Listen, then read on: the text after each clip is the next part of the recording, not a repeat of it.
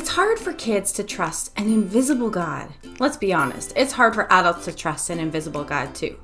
Here is a great object lesson you can use to help your kids understand what trusting God is like, and a book to show you why God is worthy of our trust.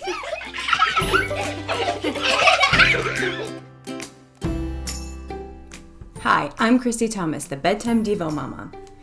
A while back, I did a science experiment with my kids that turned out to be the perfect object lesson on trusting God. All you need is a plastic zip-top bag filled with water, several pencils, and someone who's willing to trust you. Here's what you say. Do you trust me? Do you trust that I won't spill this entire bag of water on your head? What about if I poke a hole in this bag with this pencil? Do you still trust me? Well, I'm gonna do it. I'm gonna poke a hole in the bag with this pencil, and you are not going to get wet. Do you still trust me?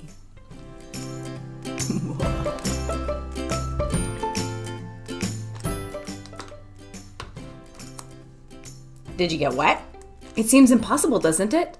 Trusting me in this moment makes no sense. And yet, here we are with a bag full of water and 2 holes without any leakage. Here's the science behind that. This plastic bag is a polymer. A polymer is a large molecule made up of many repeating units. When I poked the pencil through, the polymer simply rearranged itself to close the gap between the pencil and the bag, keeping the water inside. Would you trust that I won't get you wet even if I poked another pencil through this bag? How about another? How about another? How about another? You know, sometimes in life we can feel like we're getting poked with holes. Friends move away, family members get sick, our pet dies, pandemics happen. It hurts, but trusting God is a bit like trusting that you wouldn't get wet if I held this bag of water over you. We can trust God, even when it seems like everything is going horribly wrong. He loves and cares for us. You know, sometimes our kids need more than an object lesson to know that God is trustworthy. And for that, I turn to my favorite teaching method, stories. Science teaches us about polymers, but science also teaches us that stories stay in our brains far longer than a theological talk and sometimes even longer than a memorized Bible verse. Our brains are literally wired for story, which is why we find so many of them in the Bible. So here's a story for you. In Quinn Says Goodbye, little Quinn befriends an injured firefly and nurses him back to health. Blink becomes her pet. But one day, Blink is gone and Quinn is naturally quite upset.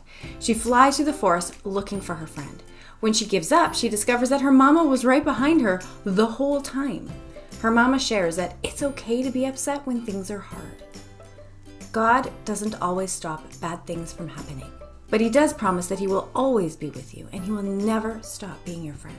There is a free teacher's guide for this book, which you can download at the link below. It has the instructions for the object lesson, discussion questions, a craft, and further resources to go with the book. You can grab Quinn Says Goodbye from Amazon, your local bookstore, or ask your library to order it in. If you enjoyed this video, make sure you subscribe on YouTube or follow my page so you'll get notifications when new videos are up. Each one contains short, sweet, hope-filled ideas for spiritually parenting our kids, as well as a book recommendation for your family. Bye!